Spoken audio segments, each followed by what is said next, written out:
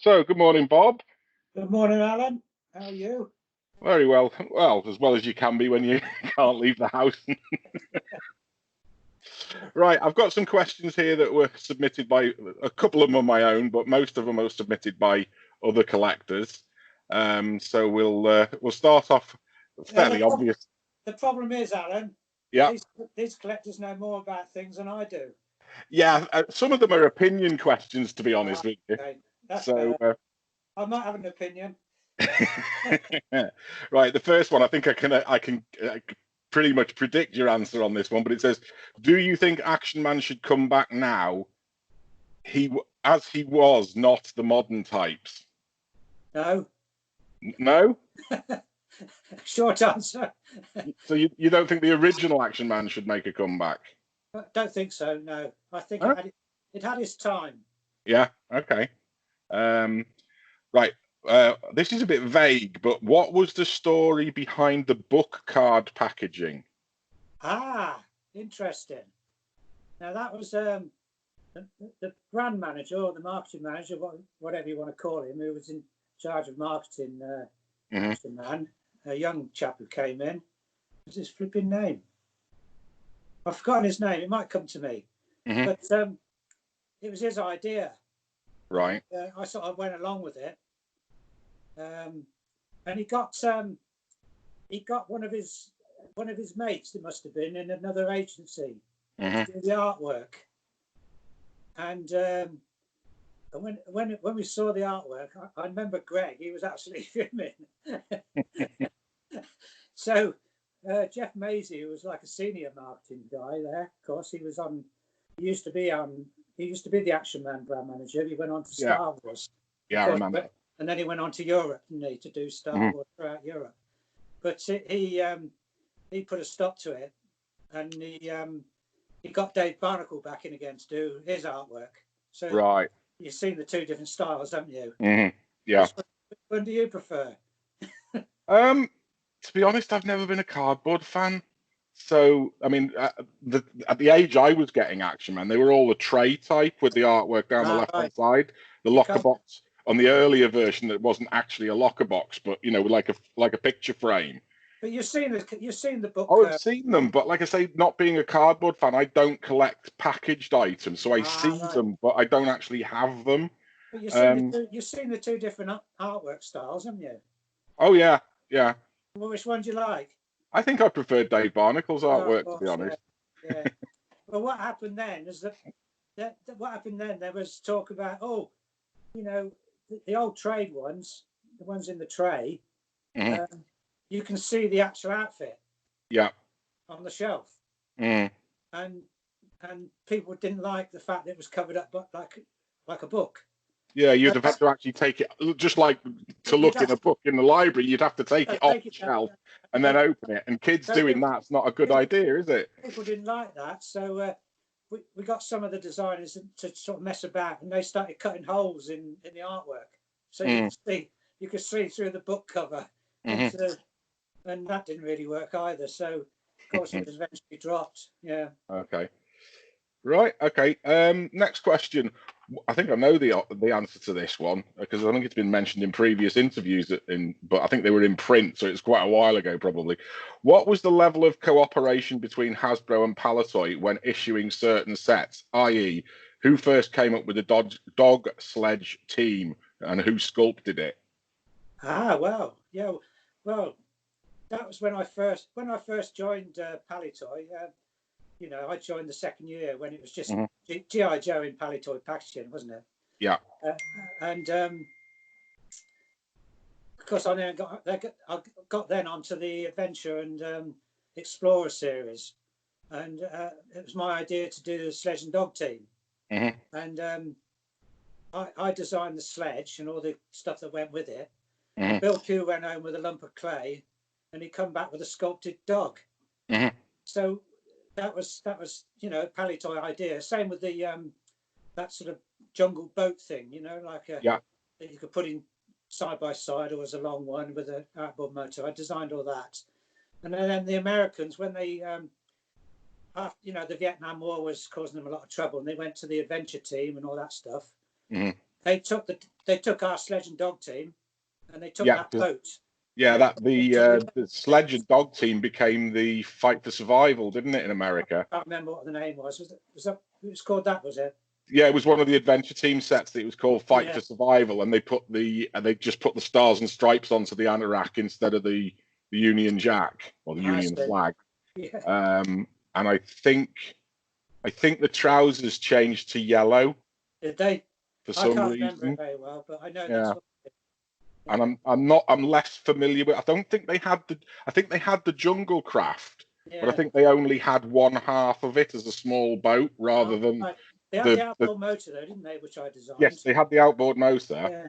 Yeah. Unfortunately, I'm sitting downstairs and my G.I. Joe books are upstairs. So otherwise I could flip through. In fact, do you mind if I dive off camera for 1 second and I'll go and grab a G.I. Joe book and see whether we won't be long. I can still talk to you actually because I'm on a Bluetooth headset. You don't want me to do a dance or anything for the viewers? No, it'll be all right. Fortunately, I've got the book I want out of the shelf for some other reason earlier. You got to turn that rabbit up the right way. Yeah, I'll take it down in a sec. Poor rabbit. Oh, the other thing was they took the realistic hair at that time, didn't they, for the adventure team? Yep. Which was our idea as well, of course. So I'm looking through this book. I haven't got that one, I don't think. This is James Desimone. Let's have a look. I've got 1 or 2 G.I. Joe books. Yeah, you see, they're using half of the boat there. Oh yeah, stabilizers. That's the Mystery of the Boiling Lagoon, but obviously they've got it in a sort of tan colour. They've added those sort of outrigger things, haven't they? Yeah, but I think it was in one of the other sets as well. So let me flip through. I wonder why they just took one. Probably just because it was cheaper. Yeah. But the idea of it was there's one with it there, and there's the outboard motor. Yeah, but the idea when I designed it was that you could have it as a pontoon and also as a raft. Yeah. By using the clips to change the configuration, as it were. Yeah, it seems to be just those 2 sets, and it's always that sort of buff colour. Just flip through. They've also got, in a different set, they've also got the Arctic tent. Oh yeah. The green and orange tent. That's in their White Tiger Hunt set. Yeah. Capture the Pygmy Gorilla. The set with the boat in. There's another set. Those. The only one we ever did like that really was the what was it called? The Mission to Dragon Island. Yeah. That was like one of their sets where it was like a story. Whereas mostly all the Action Man stuff, there was no sort of story with it, was there? Yeah, there's the sledge set. Oh yeah. And they've got the the US flag on the anorak, but they've got, as you say, yellow trousers instead of blue. Got orange container. Yeah, orange. The supply boxes are all orange. They still say Arctic Expedition. Yeah. But they're orange lids and orange boxes, and there only appears to be 2 of them. Because there was 4 on the Action Man sledge, wasn't there? I think there was, yeah. They were numbered 1 to 4. So yeah. I researched that with the British Antarctic Expedition. I got one of their brochures because they had a big expedition down to the Antarctic about that time or the year before. And that's one of the things you always seem to manage to sort of be right on the pulse of what was actually happening in the news, which must have helped sales. I still got that brochure in my collection. Cool. Yeah, and it's got that sledge, a photograph of that sledge, and that's what I use. It's not a very good photograph, but that's what I use to base it on, Okay, I'm going to skip forward a bit because there's another question here. Were there any plans to expand the Explorer range? Well, what did we do? I don't think there was actually. To be honest. What was the Mountaineer, the Arctic Explorer, or Polar Explorer, and the Jungle Explorer, and that was about it, wasn't it? The Underwater Explorer. Underwater Explorer, yeah. Because we did a lot of stuff for that, like the underwater camera. Yeah. When I was at college, I was in a flat with a couple of guys, and one of them was he's from the Isle of Man, and he used to do a lot of underwater photography.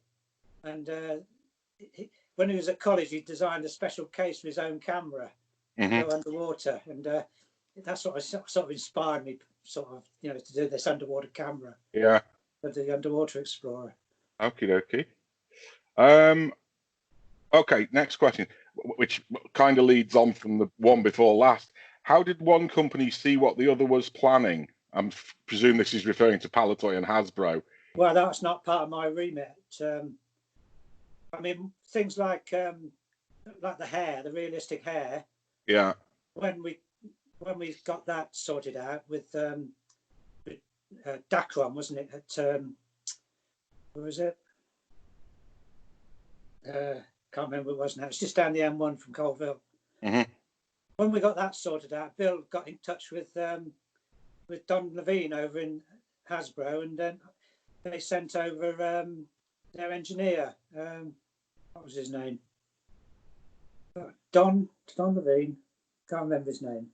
Must have got clued up on these names before I started. That's fine. Not to worry. The collectors probably know it. He came over with another guy, I think, one of his chaps in his department, and went down to the company, Dacron, and it's a chap called Peter Connaughty, who was the managing director. They sorted out their stuff to go over to the States. So that was involved in telling them, but I don't think we really told them what we were actually doing until we sort of put it out at Toy Fair. There was something that was in one, again, I think this was in a print interview quite some time ago, or print article. So, everything's online now, so it's probably quite a while ago, that said that there was some kind of meetings by all the licensees. We used to all get together. Yeah, there was. There was a meeting like that. A chap called, the American guy, he was in charge of international sort of stuff. So all licensees of Hasbro would meet up. Right. Bill Pugh used to go on that one. Right. And they used to go to some fantastic places. I think he went to Hawaii once. Sounds like a good jolly. Good jolly, isn't it? Yeah. So as I say, the design director obviously go. I don't know whether probably the marketing director would go, which would be Les Cook. Don't know if Bob Simpson went. But yeah, that was. That's where they used to meet up on, for licensee meetings and stuff. Yeah. Right. But I don't think that was a meeting where they discuss what we were doing and what they were doing. I'm not too sure, but. Right. Okay. Next question. Probably just a jolly, like you said. he had some money in his budget, so he had to spend it. Yeah. Okay. Next question is about something that never really interested me, but the footballers. Did Palitoy copy the Mexican hombre de acción, excuse my Spanish pronunciation, footballers, or get the idea from the Baravelli carded strips? Baravelli was one of the Italian licensees, I think, for Joe. I haven't a clue what you're talking about. Well, basically, he's saying, did you come up with the idea for the footballers on your own, or were you inspired by one of the other licensees? Oh, I see. No, it was our own, I think. But it was that would have been a marketing decision. Yeah. Marketing would have said, "Oh, we want to do some football outfits. Design, get on with it." Sort of thing. So perhaps they did. I don't know. But we did add sort of stages, didn't we? It did 6 to start with, and then we did another 3, and then we did another 4, and then we did another couple over like 3 years. Yeah. And then they were dropped because everyone was military. Yeah, I take it there was no, not like today where licensing would have been such a massive issue to use badges and stuff. Well, we didn't get approval from the clubs. Yeah, it was just like a red shirt and white short, and then the name on the packaging. But yeah, of course, I got involved in designing that blinking sharpshooter thing. which Jeff Mays used to call the Bolt-on Wanderer. That's good. I haven't heard that one before. Yeah, says, I know. Tony's he said that bloody Bolt-on Wanderer you designed. Yeah. I know Tony's mentioned it in one of his discussions with somebody else, and he said that you weren't particularly fond of that particular item. I wasn't very happy with that, but what can you do? Les Cook or whoever it was, or Jeff came over and said, we've got to get Action Man to kick the ball, you know, and can you do it? And I come up with that flipping thing. So what can you do? And the mechanism inside. Do you remember that? Who did it? Was it MB or somebody like that? They did a little golfer on the golf stick. So at the end of the golf stick, I don't remember that, but I do remember there being a football game where you press the player's head down and the legs kicked. That's Striker. That we did that later. Yeah, I was going to say, did that inspire Sharpshooter, or was it Sharpshooter inspired that? No. Somebody, another company had this. It was like a golf stick. Yeah. And on where the head of the golf club was at the bottom, there was a little figure. Right. And when you went like this, the little figure would hit the golf ball. Oh, right. I don't remember that. I nicked the mechanism out of that to put into this bolt-on Wanderer thing. Bolt-on Wanderer. I'm going to remember that. That's a good one. Okie dokie. Right. Where should we go? We'll just carry on in order.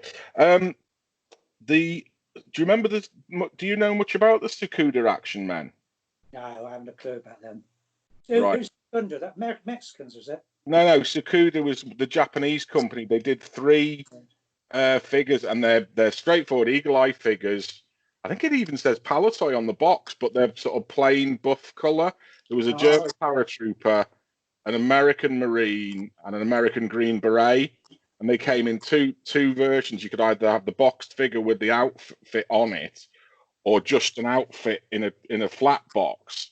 But there's slight variations between what comes on the dress figure and what comes in the outfit.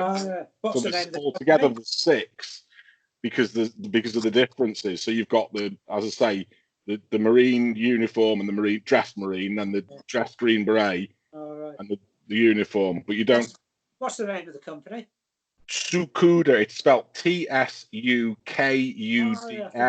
Yeah, I thought you said Secunda or something. No, Tsukuda. Yeah, they also did G.I. Joe, didn't they? That was Takara. Takara did. Takara, yeah. Yeah, they're very similar names, and they're both from Japan. So. Because didn't they do a sort of robot one using the same tooling as G.I. Joe? Yeah, they did few different. The main difference between them is that the as I say, the Sakuda figures just use a standard posable dynamic physique with the eagle eyes. Right.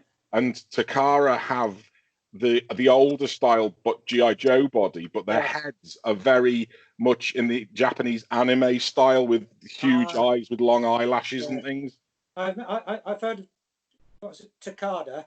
Takara Combat Joe was the Japanese version of G.I. Joe.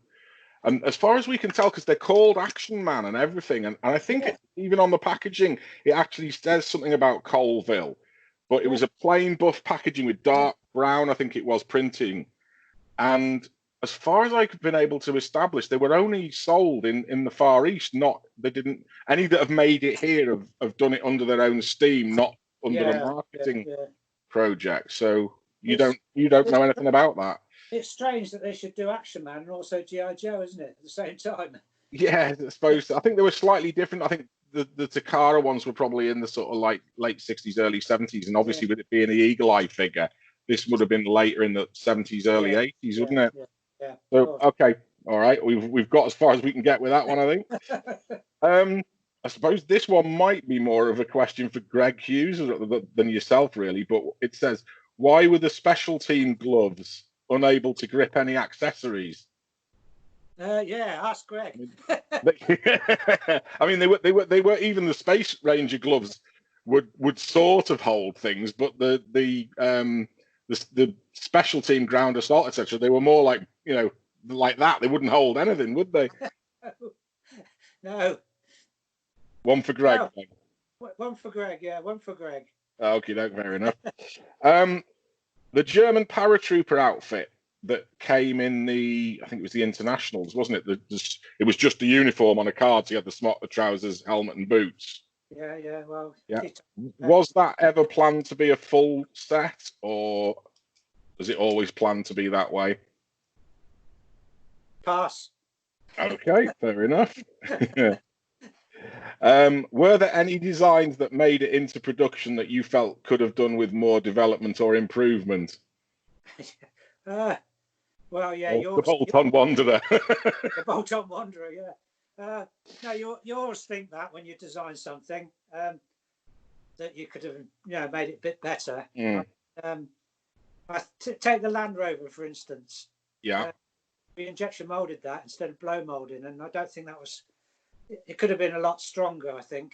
Yeah, I mean, didn't it get strengthened later on with metal struts? Yeah, I think it did. Yeah, because it was getting bashed about a bit. Yeah.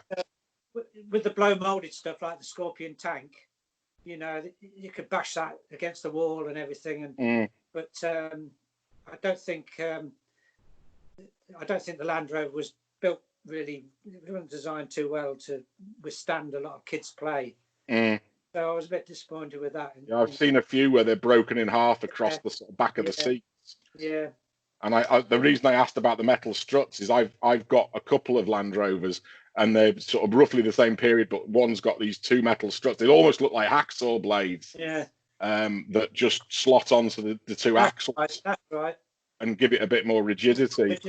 The thing is, though, when we first started, we took those Irving, that Canadian company that did the American vehicles, and of course they did the Willis Jeep as a blow molding. But yeah, when we came to design the Land Rover, and I went to Solihull, to get all the stuff, and we wanted to make it look like a Land Rover.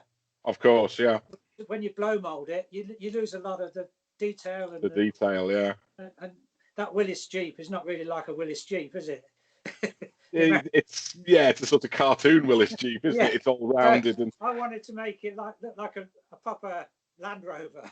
I sometimes wonder whether if you do, rather than doing the lightweight, which is the one with the angle, the style that you did, if you'd done the more classic Land Rover with the more rounded wings and things, whether that might have been more easily adapted to blow molding. Well, it could have been, but we took a decision, and that's where we went. But fair enough. As I say, it could have been designed a bit stronger.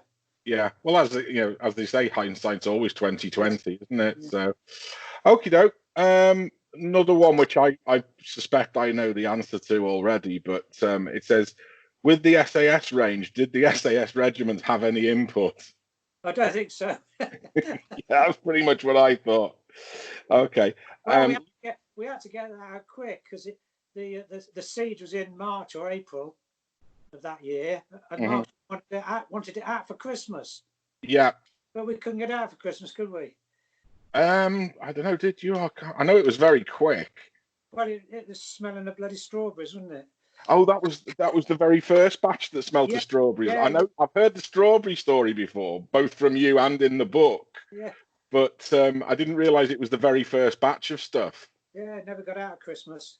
Ah, right. So it came out roughly 12 months later then. Something like that, yeah. Yeah. Okay. Which kind of answers the next question that was that somebody had asked, which was when was the SAS range introduced? Now, leading on from the SAS and the LRDG outfit, the long range desert group. Yeah. Now, that is actually an SAS figure because the parachute jump wings and everything are SAS. Oh, are they? It's obviously been that. This is again. This may be a one for Greg really, but I was just wondering. Greg did tell me that you had a few bomb threats from the IRA because you were marketing the SAS. No, got a couple of dodgy phone calls. I don't think we did. I think he was worried. He was really worried about it. Was he? All right. So it didn't. He kept saying, "God, we shouldn't be doing this, no." Right. A bit worried. I was just wondering if it had got changed to the long range desert group because if those phone calls had actually happened, it was like, well, we'll call it something else and avoid any problems. But I can't remember, honestly. But all right, it's a good story. Yeah. Okay. The Action Man sailors. I remember you saying Bill Pugh was in the Navy during the war. Yeah. Was there any particular system used to choose the names that went onto the sailors' hats? Oh dear, yeah, you're asking questions now, aren't you? Of course, Bill. He was a landing craft commander at D-Day. And he sort of ran the department a bit like a captain of a ship, you know. Soul master after God. Let's call him Sir.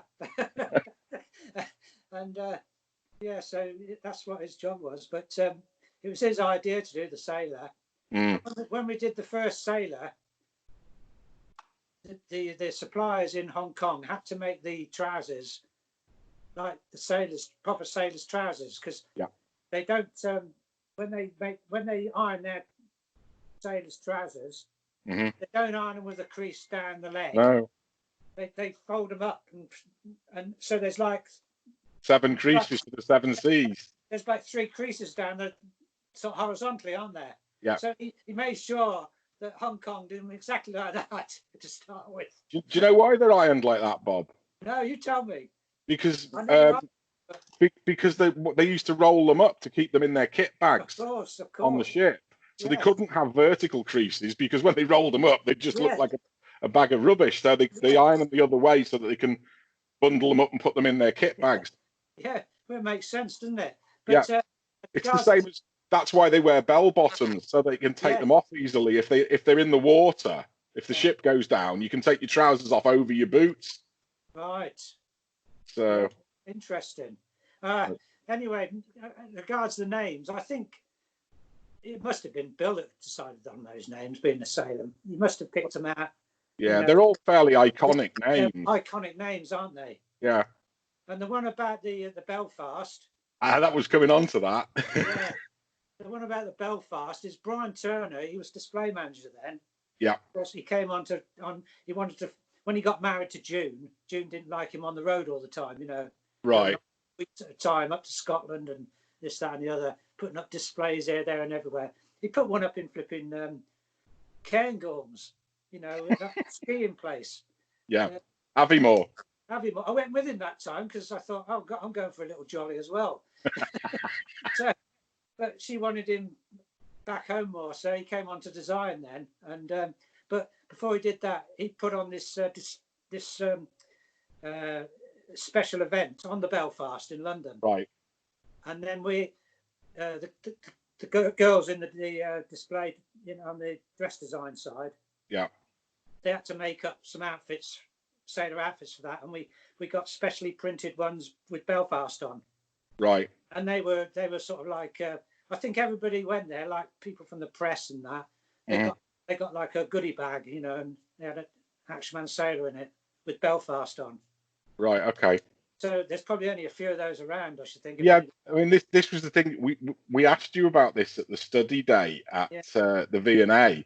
And if you remember, I was videoing. Unfortunately, the video camera I had was quite cheap, and it had awful sound. You can hardly hear what you're saying. And when you told the story then, you didn't actually use the term goodie bag.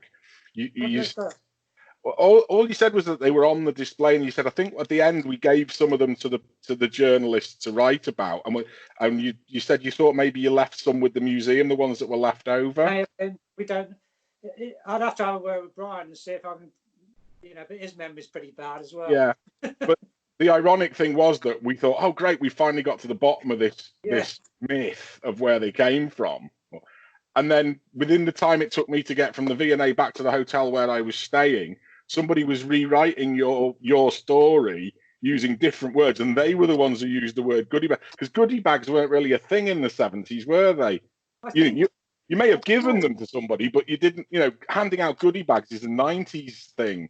Well, you might be right, but that's what they were made especially for that particular show. Yeah. That was the thing, because I mean, as I say, there was at least one collector in one of the discussions that was going on about it online who was absolutely adamant that he'd seen them in the gift shop on the Belfast.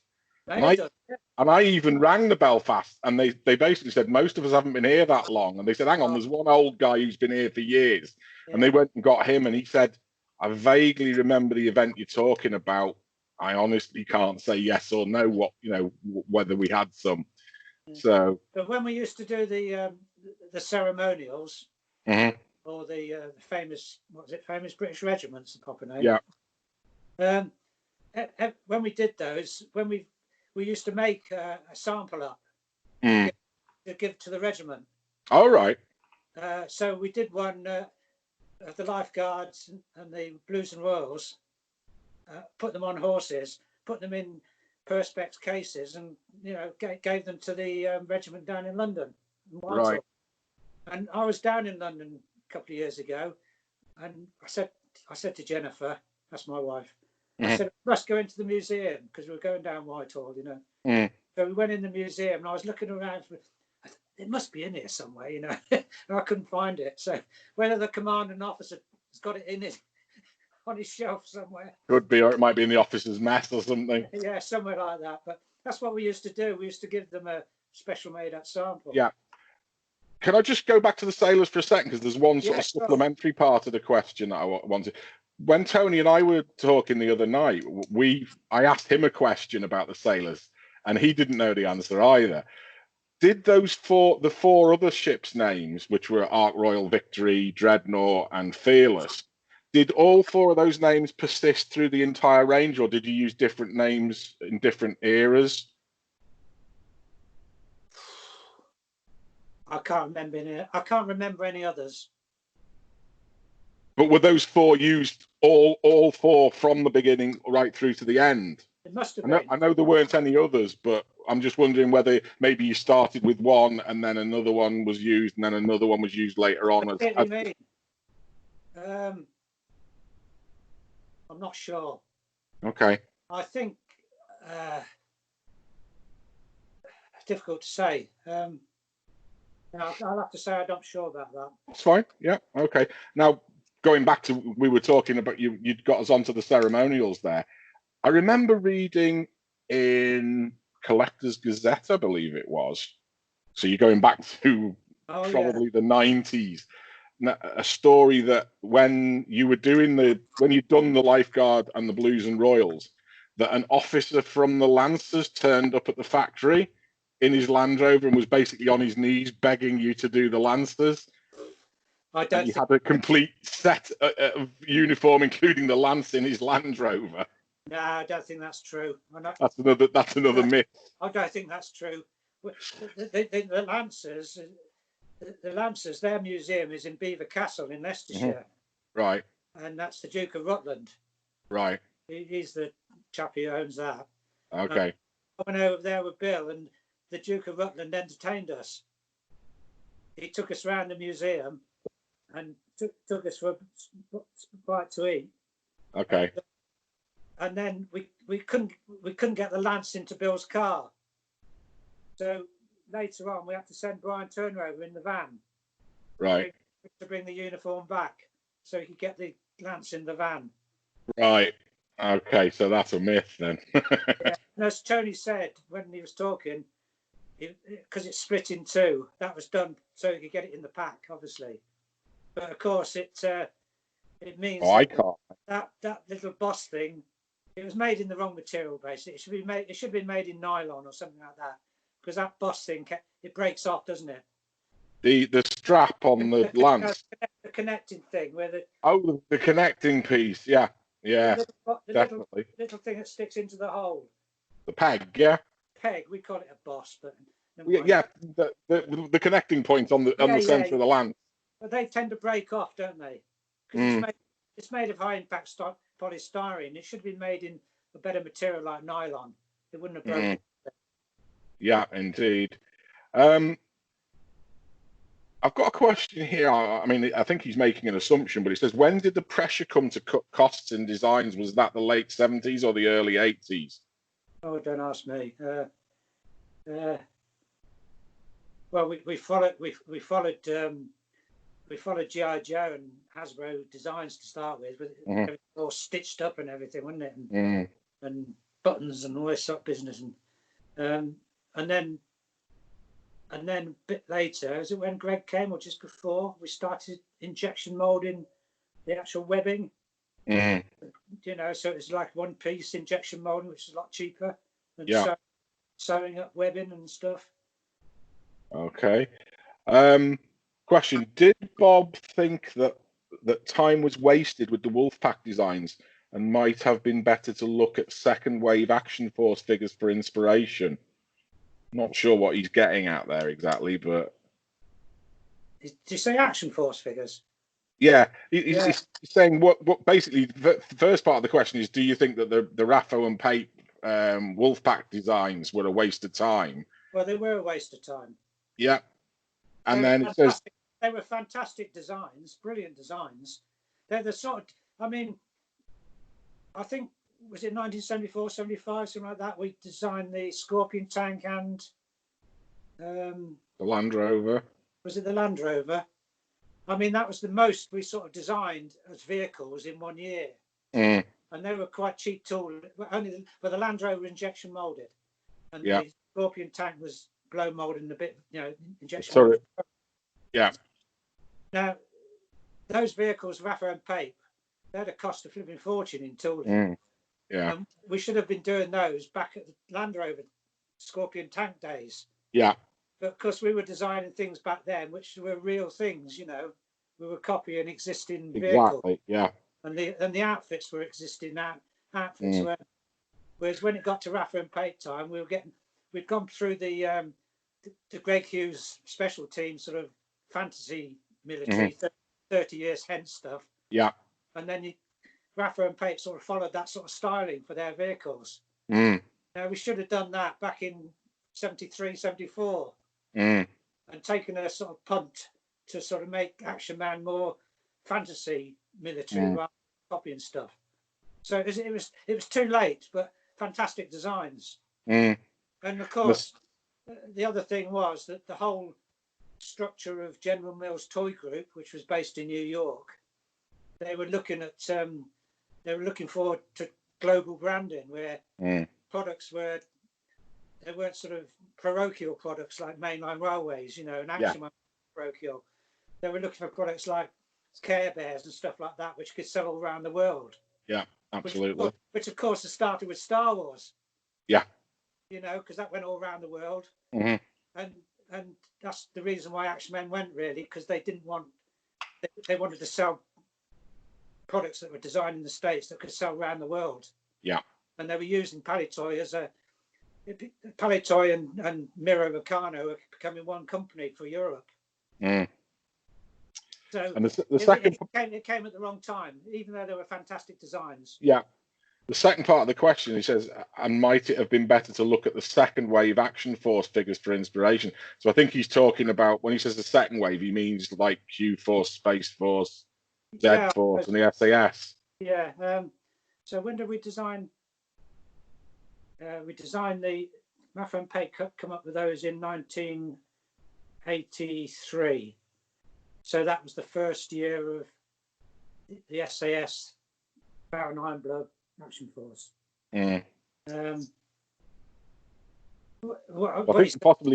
think he's asking, would it have been a good idea to make 12-inch versions of? Oh, I see. Yeah. I think that's what he's getting at. Yeah, I don't think that probably wouldn't have occurred to us, because Star Wars has set that pattern of 3 3/4-inch figures. Mm. And during the late part of the 70s, the oil prices hiked, and of course plastics made from oil, and things were getting more expensive. I mean, Action Man survived because we saw the way we marketed it throughout those years. Was when G.I. Joe, they did Super Joe, they reduced it down to the sort of Mego type size, didn't they? So they were looking at reducing plastic because of the cost of plastic. Yeah. Then, of course, when Bernie Loomis said Star Wars wants to be that size, he held his fingers apart. And somebody got a ruler and measured it. Yeah. So the pattern was for action figures to be small. So it would have been a sort of retrograde step to go back to 12-inch, I think. Of course, yeah. So, next question. Is it true that the original Space Ranger with the rubber suit? Oh, yeah. Yeah. Is it true that the manufacturer of that suit was subcontracted out to a condom manufacturer? Well, I don't know if it's a similar process. Let's put it that way. Yeah. I think that was my idea. I'm not very proud of it because Greg did a fantastic model. Yeah. Sculpted a fantastic model, but of course when you know how condoms are made, you know, it's dipped into latex and then you strip it off so it goes inside out, doesn't it? Yeah. So when his fantastic detailed model, you dip it into latex rubber and you take it out, and when you strip it off, you lose all the detail. Did you know that somebody's actually found one of those, or bought one of those forms and is actually making reproductions? It was they were auctioned on Rectis, weren't they? Somebody auctioned them off. I don't know whether it was Vectis or I think it was a different auction site, but one of the collectors has certainly bought one, and then he's teamed up with somebody else who's found a compound that he can use, and is actually producing not just reproductions. He's actually doing custom ones in different colours and things. Colours, as well. I saw that. Colours. What a great idea. They must have come. The company must have stuck them on a auction site or something. Somebody saw them lying about, or perhaps somebody who knew about Action Man. Or well, I'd seen photos because there's obviously a few of them back because there's one in the V&A, and I'd seen. I don't know whether it was, and maybe even took photo of it myself. It may have been out at the V&A display, but I'd never looked at it closely, and I thought it was a mold that stuff because the neck is like a funnel, isn't it? And I thought it was an internal mold that you poured something into. Oh, no. And it was only later that it became clear that it was this peel-off form. It's a condom. Yeah. So I wasn't very proud of that because I think it was my original idea, saying, "Oh, why don't we make this out of one piece in like a rubber?" You know, it should look good. And then Greg, of course, he was a great sculptor, was Greg. He sculpted it up, and then of course we went on to the fabric suits, and he designed all the rest of the stuff, which was really good. Okay. Right. So when the gripping hands were changed to the more robust type for the dynamic physique figure, what changes were made to the material that made them more durable? Phew. You got me on that one. I think it was just that you changed to a synthetic rubber, didn't you, from a natural one? Well, no, they're not rubber. The first gripping hands were made of kraton. Right. It's a rubber that has a very good memory. So if you stretch it out, you can't stretch it out past its elastic limit or something. Right. Because of course, the story is, it was Bill's idea to have a gripping hand because he couldn't hold the flipping weapons at Toy Fair. Brian said, just stick a bit of glue on, Bill, and it'll stay there. Now, I came back and sculpted it, and Alec Langton was there at the time, and he was our process manager. So anything to do with materials and processes and tooling and stuff like that, you go to Alec, Alec said, well, there's this new material called kraton. Right. So what we did was, when I sculpted the gripping hand, we had a little injection molding tool in the department. It's called an Austin Allen machine. It's the smallest injection molding machine you can buy, I think, and you can mold small components. Right. Single impression components. Yeah. So when we did the gripping hand, we made a mold, probably in Kirksite or something like that, which is a cheap material. We molded some off in this kraton to see how it worked, But I can't. So was that when you did those tests? Was that, had you actually sculpted the hand of Bob at that point, or did you? Yeah. So you didn't do it. It was sculpted up 4 times Action Man's hand, so like 2/3 mine. Okay, so I was just wondering whether you'd done any tests making the nose picker hand out of the new material first, just to see how it behaved. The nose picker, what's that? The original the hard hand. Yeah. No, we should. That's one thing we should have done. Really, we should have put a nose picker finger on. It was done so quick. It seems like it was done, and it's in production. It's marketing again. They push it out, Yeah. Okie dokie. And the other thing was it. to mould that hand, you have to have a sliding core. So a normal injection molding machine comes apart like that. Yeah. And the piece drops out. Yeah. But because it comes out like that, you can't have any undercuts unless you have a sliding core. Yeah. So to get the fingers, there's a sliding core comes out. So before the mold opens, this sliding core moves away. Machine opens and the hands come out. Right. Now, when I did it, I made this core up, and it had a bit of a sharp edge inside the fingers there. Now, that should have been rounded off more, and it never got done. And that's why a lot of the fingers come off. It gives a corner for a stress riser. It's sharp just there. Yeah. To see what I'm doing. Yeah. Yeah. So when the new hand was made for the posable Physique, what was the material that those was? I can't remember. Was it different materials? Is it harder? Well, the Eagle Eye hands seem to last. You know, they don't seem to rot. They seem to just sit there. But you can get brand new in the box figures with the original hand. And take it out of the box, and the fingers just fall off. The material obviously ages. I mean, everything ages, but it ages quicker than the material that was used for the Eagle Eye hands. That must have been tooling. Must have done that then. I can't remember that.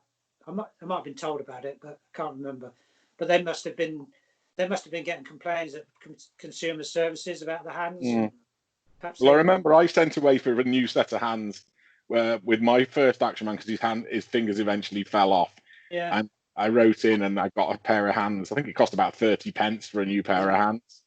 And I know a few other people, did the same thing. Right. But it's always struck me that your original hand is more correct size and in scale with the rest of the figure, whereas the Eagle Eye hands are a bit larger and clunkier and sort of slightly more ham-fisted, but the material's better. And if you'd have combined the original hand with the newer material, you'd have had the best of both worlds. So they're bigger, are they?